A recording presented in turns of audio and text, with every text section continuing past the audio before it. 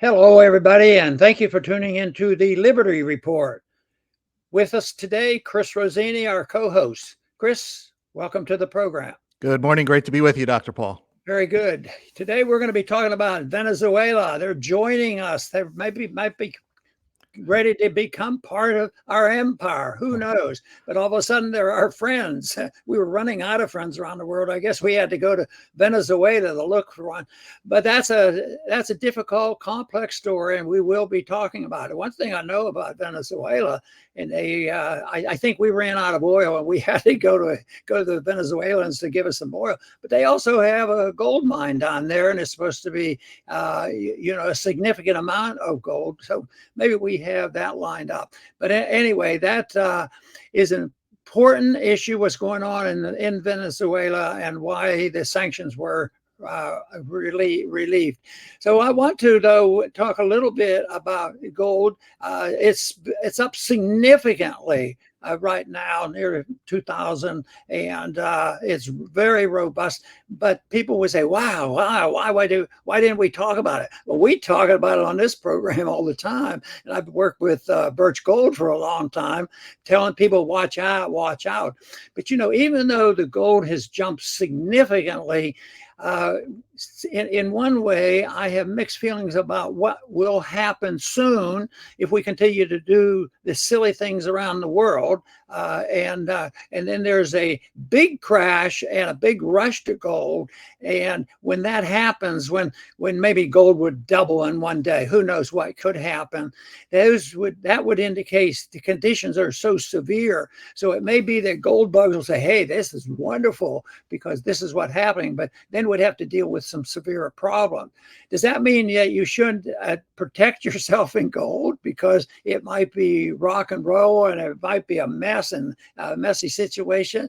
No, it indicates that you have to still plan for the conditions that come when governments spend too much money and print too much money, and they have a world reserve currency, and it disturbs the market. And then when you develop an empire and you want to run the world like we have, it can lead to a lot of problems. This is the reason I work with Birch Gold, is because they have anticipated and know that gold is significant. No, it's not a perfect answer to all our problems. I think that comes from an era in an area where people have to learn and support the cause of liberty, and the temporary reprieve and preparation for those tough times, as far as I'm concerned, comes with understanding precious metals.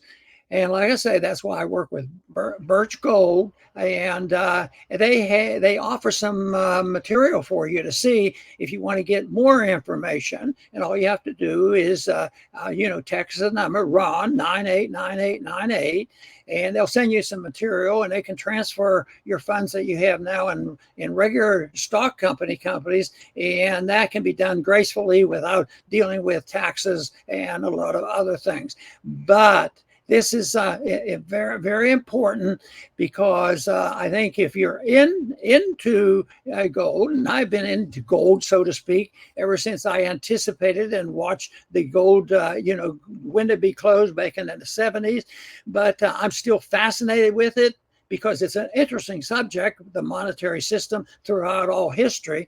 But it's also, beneficial because I always learn from different people.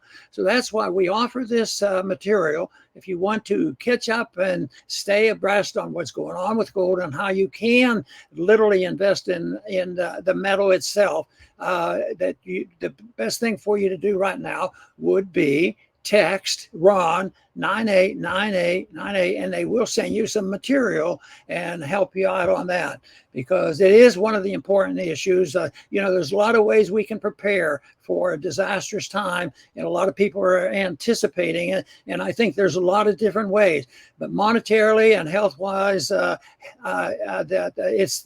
it's the precious metals that's the best way to go. So once again, the number to go to, the text number is RON 989898, and get some material from Birch Gold. And Chris, we want to go ahead and talk a little bit now about Venezuela. It's sort of pretty weird of what's going on here. All of a sudden, Venezuela, they're our best friends, or we want to be friends again. And it might be because our policies have failed. But the irony, the big irony, Chris, that I see here is the Biden administration and the Republican administration in many areas are pretty bad too. But I think there's no doubt that the Biden administration is real evil when it comes to having a policy dealing with oil and gasoline and the products of that like this. So they have done so many dumb things. Prices have soared. Inflation does that. Plus policy, closing down pipelines and getting involved in eliminating drilling. But of course, and then we started saying, well, we're short of oil and prices are going to go up. Oh, we'll take the money from the special, the strategic petroleum reserve in case we have a big merge. Say, oh no, we'll use it now to keep the prices down. So we've done all these things, and now we're saying, with the radical environmentalists controlling things and cutting off, looking for oil and producing oil in this country, which used to be the world top producer, they all of a sudden say, we got to be careful. We need more oil. Do they talk about relieving sanctions on us? The American people. Oh no, we're going to move away from sanctions on Venezuela. We need their oil. I mean, it is so crazy. How is that going to satisfy the radical environmentalists? That's not going to satisfy them. So, but the whole thing represents the silliness and the ridiculousness of the policies that we have internationally, putting on sanctions and punishing people and threatening them with violence. And as long as they if they don't do what we want them to do. So we're in the midst of it. And that's also what's going, that overall problem is the reason why we're in such a mess in the Middle East today. But today, Chris, I want to talk a little bit more about Venezuela, because I think it's such an example of how ridiculous our policies are. That's right, Dr. Paul. And, as Americans, most people, unfortunately, they still watch the media and they're shown what they're supposed to be shown, whether it's Ukraine, Israel. But let us not forget that our government interferes all over the world. And just because you're not being shown it, and this Venezuela was in and out of the news very quickly. Most people, I'm sure, haven't even heard of it. But let's not forget that our government is the busybody of the world. They're the California and New York of the world, unfortunately. And so Venezuela, that's another country that's has been in the crosshairs, one of the black eyes of the Trump administration. And, relatively speaking, and it's a very low bar, he was much better on foreign policy than everyone else. But he did back a coup in Venezuela that failed with Juan Guaido. Some people, I'm sure, will remember that. So that coup failed, and they went with economic sanctions, which are economic war, as we always talk about in this show. And as always, it is the average people of that country that pay for the price, and us too, because we pay for the empire. But yeah, the average Venezuelan suffers from economic sanctions, and that is what has occurred. It's good, I guess, if that some of the sanctions on oil are being removed. That's a good thing. Not all sanctions are being removed, just the ones that are going to help the United States. They want oil. And, they had to come up with something, I guess. And apparently Venezuela is going to hold the elections under international supervision. So it's the whole democracy and freedom angle. So we'll see how this goes. We'll talk about democracy a little bit in this show too. Very good. The bottom line for most of the consumers is, how much am I paying for gasoline at the pump? And how much is my electric bill? And they usually stop there, but there are so many variables. First of all, one of the things that defines the cost of our energy and oil is the supply and demand. If there's a lot of production, This can compensate for the demand and keep prices stable in a free market. So the supply and demand of oil, but that's been interfered with tremendously under Biden, by decreasing production here at home, and with the supply not being altered that much around the world, you could expect prices to go up and have shortages. But the also there's a problem of regulations. Biden comes in with all these regulations. So if he puts the regulations on, of course, they're going to cost money, cause a shortage, interfere with supply and demand, and that's a big contributing cause for what we have to face. And most of that stuff is applied for us.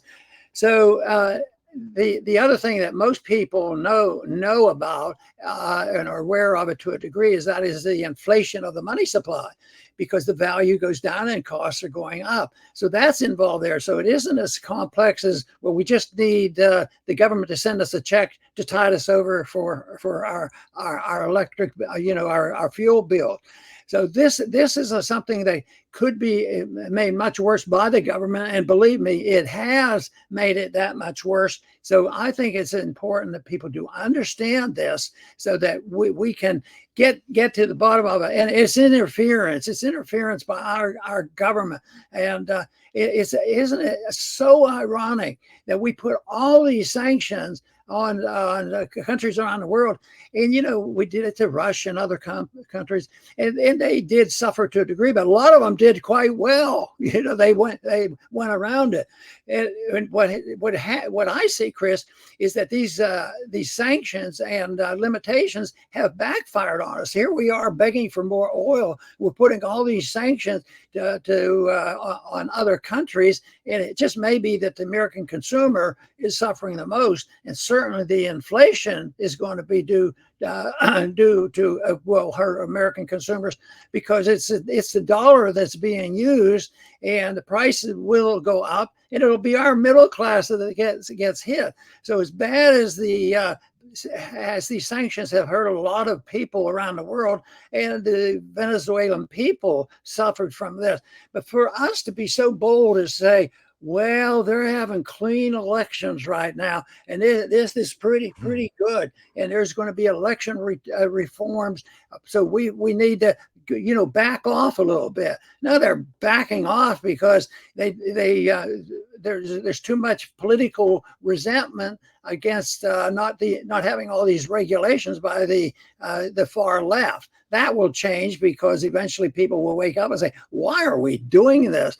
So in other words, Chris, my bottom line for this little spiel is that all these regulations and do-good movements to spread democracy on the world backfires. And right now, the American people are suffering, and they're going to continue to suffer from it. Yeah, and this whole freedom and democracy thing, we've heard it so many times, and people unfortunately have equated the two, that freedom and democracy are the same. It's not. Democracy is a way of choosing leaders, but I always contend that it's not, the important part is not how leaders are chosen, but what the leaders can do. And that's the important part. In America, our leaders are supposed to follow the law, the supreme law of the land, the U.S. Constitution. They all put their hand up and swear that that's what they're going to do. And unfortunately, it becomes their first official lie while in office, because they don't follow it. They only follow it when, they are forced to, and they can't get away with what they want to do. And, so it doesn't really matter how you're choosing your leaders. What matters is, are they going to take away your liberties? Does it matter if it's a democracy, if they're going to take away all your freedom? I say that it doesn't. Before, I'll say 1913, before the income tax, most people didn't even have any connection with the federal government, maybe the post office. But once that income tax and that hand went into every pocket of every person in the country, now everybody's tied to that federal government. And, if the leaders followed the laws, it really wouldn't matter who they were. It wouldn't matter if it's Trump, Biden, Obama, Hillary, because they're following the law. Who cares who they are, what their views are? They have to follow the law. But since they don't, that's a big problem, whether it's a democracy or not. And think about our democracy these days. I don't vote in Republican or Democrat, but I'm an observer. And I see that both sides now don't accept that the other person won. They didn't accept that Trump won. They, claim Putin pulled the lever for everybody. And Trump also, when Biden won, claims that he didn't win. So what, if you can't even, and that's where it gets dangerous, when neither side will accept that the other won. So that's why this whole democracy equals freedom is a myth. And obviously, with decade after decade of failed wars bringing democracy to the Middle East and here and there, it all failed. They all just, we go and bomb them and they kick us out because they're sick of us. We should be worrying about our own leaders in our own home following the rules. That would be a much better thing than trying to spread freedom and democracy. So simple and clear, and yet so confusing that we never give it serious consideration. And I think the problems that we give to and develop and give it to ourselves, they're not complex either. It's the use of arbitrary force and telling other people what to do. And the solutions can be simple too. Just quit doing it. Things would be better. Blinken, the Secretary of State, this week made a comment about Venezuela. And he said that the Treasury Department announcement was, quote, consistent with our longstanding commitment to provide sanctions relief in response to concrete steps toward competitive elections and respect for human rights and fundamental freedom. Oh, I see. Now they're being good Democrats, the American type of freedom. So it's moving right along. And I keep thinking, but it wasn't going to be complete and total. But because we're doing this, and I keep thinking they're having competitive election.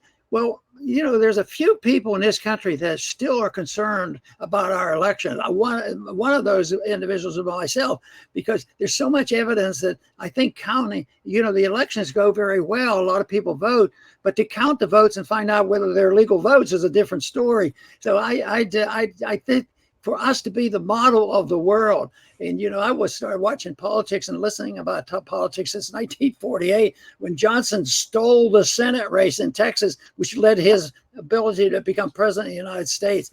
So I don't think we're the example for the rest of the world.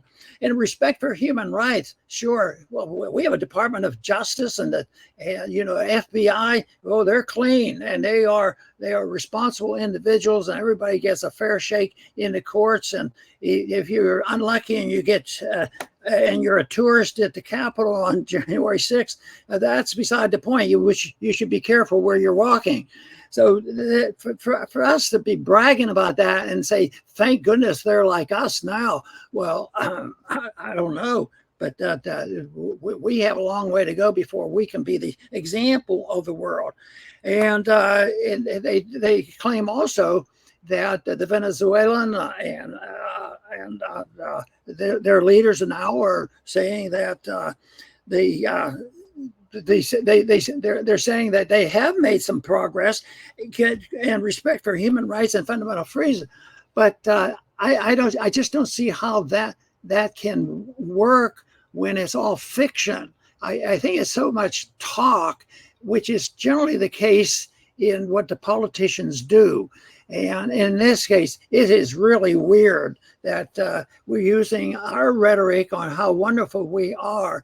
And, I've talked that way many times about setting an example. They say, well, if you don't send our troops out there and lecture them and put on sanctions, how are they going to become like us and believe in freedom? And I would say that if it's worth its salt, if freedom is worth its salt, like in our early history, that our Constitution was well respected and known around the world. And it was an example, imperfect as it was an example for the rest of the world to move in the direction of more personal liberty. So yes, you can have an influence, But this is not the way to do it. It's for us to look inward and do the job instead of regulating our companies and then telling Venezuela what they can do until we need their oil. And then we'll say, well, we won't have as many, we won't punish you so much. We won't put as many sanctions on there. To me, it's one of the most ridiculous ideas of international policy that you can think about. And that's also the reason why I think our standing around the world is being diminished. Very good, Dr. Paul. I will finish up with my closing thoughts. Yeah, we're talking about Venezuela today, and I'm going to be very honest. I know very little about Venezuela. I know very little about their politics, their government. Why is that? Because I am an American. That's not my government. My government is the American government. And when you watch the Liberty Report, our job is to keep our government in check, and point out when they are violating the Constitution, which they make it very easy for us to do. Now, I'm not just an American. I'm also a member of the Rossini family. In my neighborhood, there are families. When I look down this way, there are families and homes. And if you go a few doors down, I don't even know their names. And I don't know what goes on in their household. I don't know if the father is a dictator or if the mother is the matriarch and tells everybody what to do. I don't know if they sit around a dinner table and have a democracy and vote on everything that happens in that household. It's not my business to do that. And if I was to go a few doors down, like our government does around the world, and tell them this is how you're going to live, they would kick me out. And that's what other countries do to our government. They kick us out. And I would do the same if another family came and tried to tell our family how to live.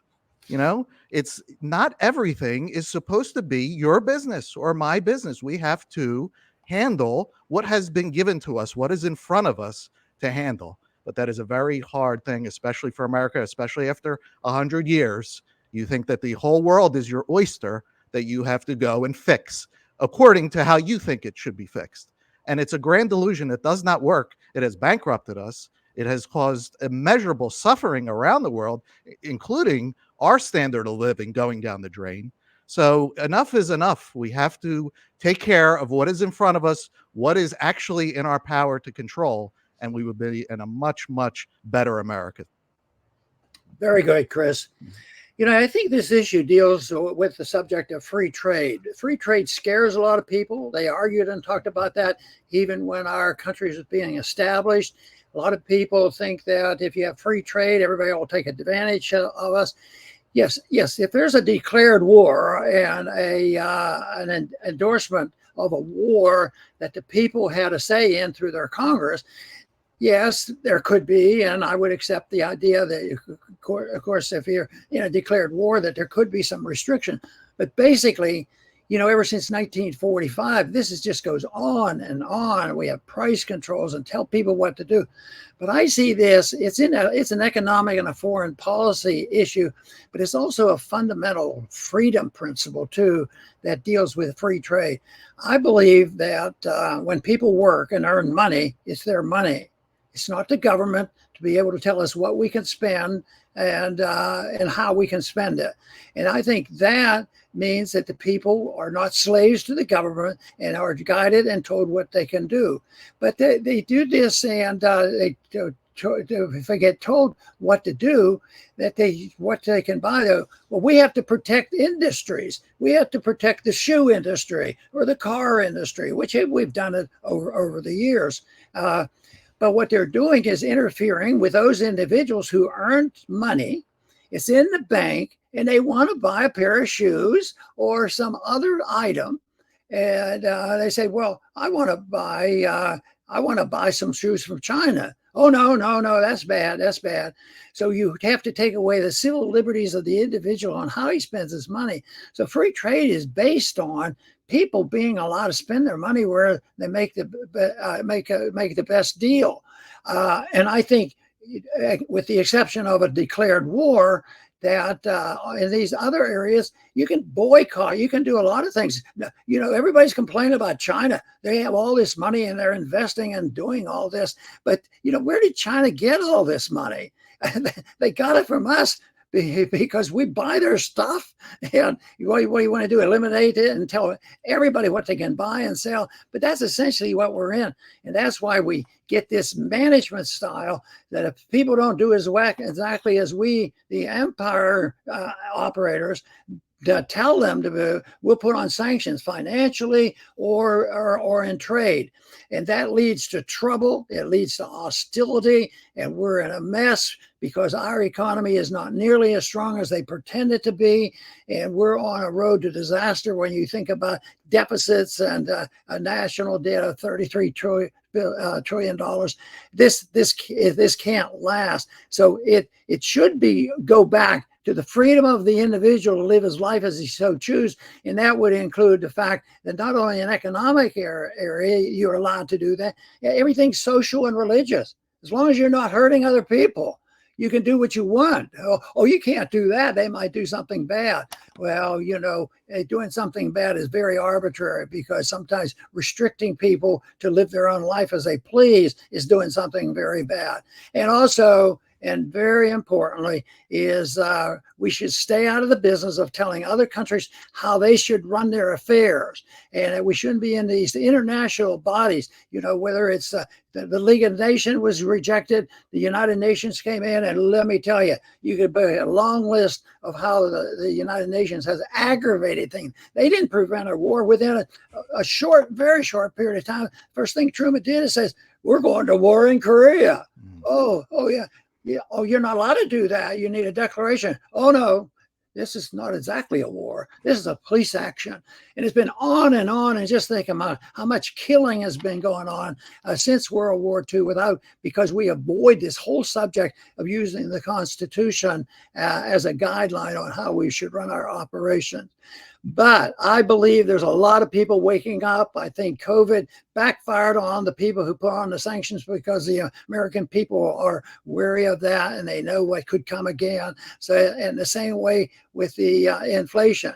But there's a lot of ignorance out there too, because they've been pumped up with propaganda coming out of our universities and the establishment.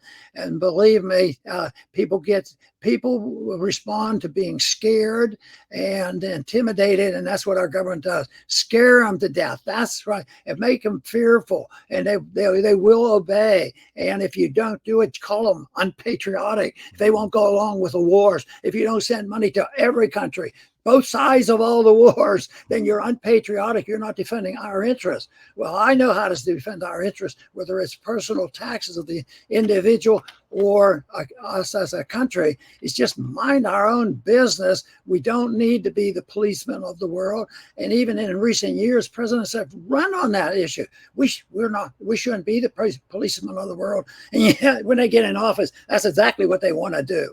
So I think we know what the ideal is. The founders knew about it. We have a guideline. All I want to do is encourage people to look seriously at a non-interventionist society in the area of economics, personal liberty, and in foreign policy. I want to thank everybody for tuning in today to the Liberty Report. Please come back soon.